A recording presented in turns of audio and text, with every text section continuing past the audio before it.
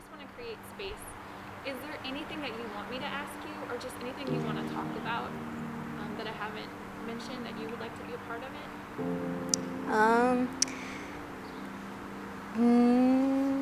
it? Is it okay if I make a comment? Yeah, Yes, please. Okay. please. So, you deserve to be listened to. Everyone deserves to be listened to. It doesn't matter your age, what you look like, what you wear, what you design, what you celebrate. You deserve to be listened to. And nobody can take that away from you. You have a right to be listened to, and no human is worth more than another human.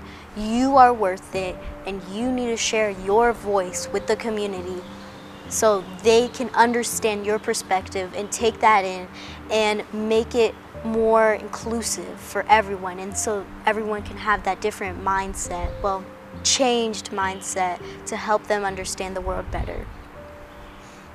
I'm Emilia, and I'm a Tulsan.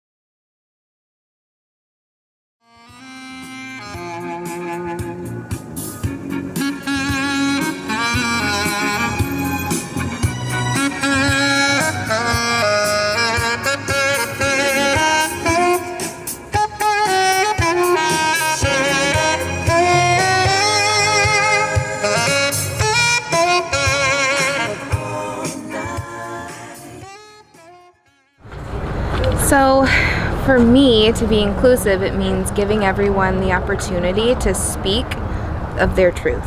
Whether it just means speaking their name, that's something that I always want to provide others, is that opportunity to just state their name and what they do, and allowing time for myself to listen and deeply understand and try to take it in.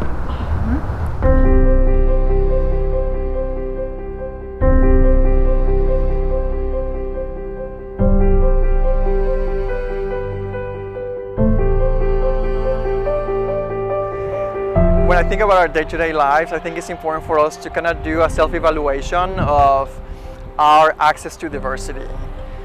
So if we think about our neighborhoods, if we think about our workspaces, our grocery stores, our congregations, if we attend a congregation, and to just look around and are the people who are there, how different are they from me? Are they with the same racial and ethnic group? Are they the same socioeconomic status? Same or different experiences?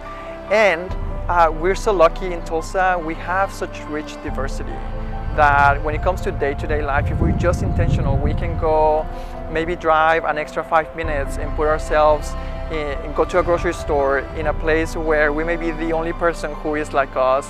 And that is such an enriching and powerful experience, to be the only person who's like you, especially when we're in spaces where we are like everyone around us.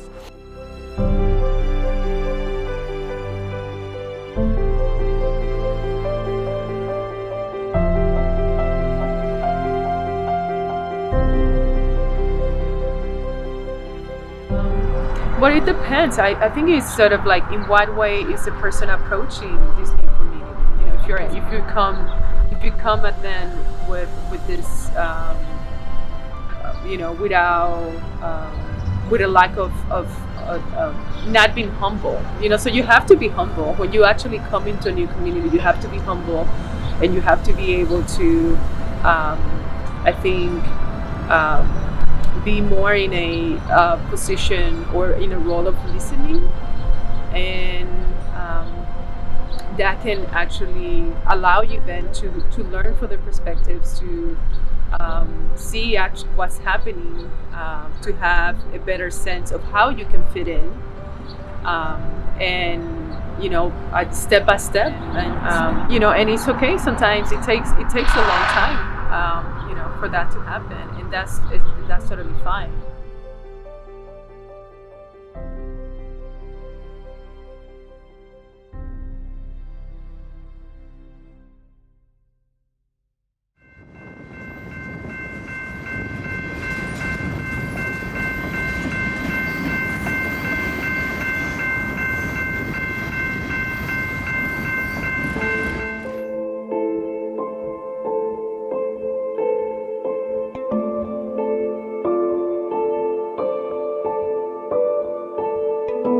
Yeah, I think when I think about the ways that we create policies, the structures that we have set up, not just within Tulsa or Oklahoma, just across the country, it really is rooted in an understanding of what works for white people. There are different ways of going about making decisions for the whole that would probably feel more comfortable to people of color if we found a way to integrate them into our policy-making spaces. Think about what we have at the city of Tulsa in our city council right now. We've got one person of color in a city that has a large Hispanic population, a large African American population. But what method of representation do we truly have for them? And why have we not thought about that as a priority? And so when you start to really think about the systems and who's in place, you've got a lot of white people, even if they're well-intentioned, trying to make decisions for a community that frankly they don't necessarily identify with whole. We can't help the perspectives we bring to the table. We don't know what we don't know. And when we value our power and position over the perspectives and the inclusivity of everyone, that's where we're going to get into trouble every time. So we've got to start making inclusivity on authorities, boards, commissions, within elected offices. We've got to start making that a priority, because we understand that it's going to elevate us as a city, because we're going to have richer and more inclusive processes, and therefore we're going to have more effective policies.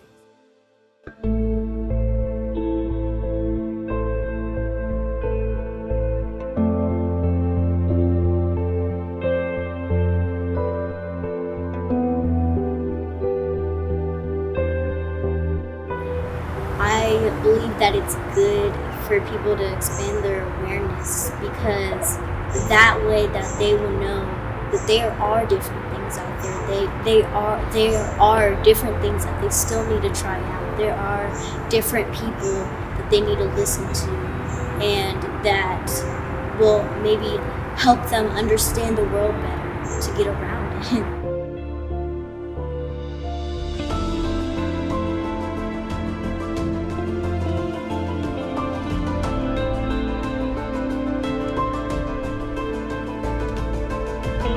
Harm can be within oneself. It's always like the confidence level can go down, and from that I feel you can have those like suicide rates go up, or you can have like a disconnect and anger. Definitely harm is more than just like a city's image. What I think of is the people.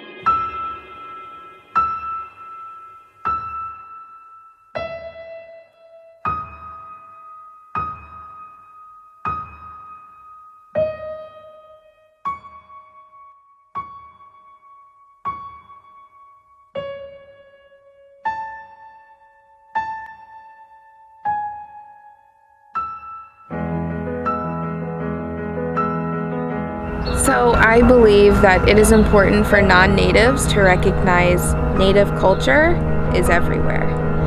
Now with the McGirt case, Tulsa is now on the Creek Reservation. And so it's a great understanding for non-natives, people new to Oklahoma, to recognize that and appreciate it.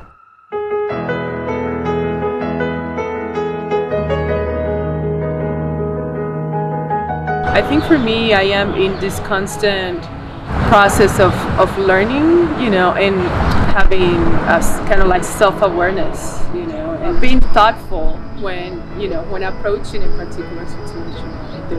There's a moment of introspection that we should all have, and instead of like knowing about yourself, know what you bring into a particular space, and how your energy is going to be received.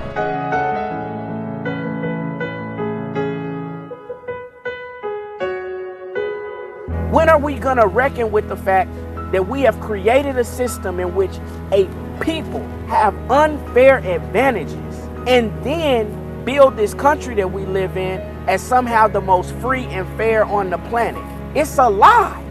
Now we can fix the lie, but we've got to first acknowledge that we are living a lie. We keep talking about building bridges between these communities, right? And so we see them kind of as islands, but I've discovered that we have so much more in common that we do that separate us. And this concept of building bridges really becomes obsolete when we find that we are standing in common ground.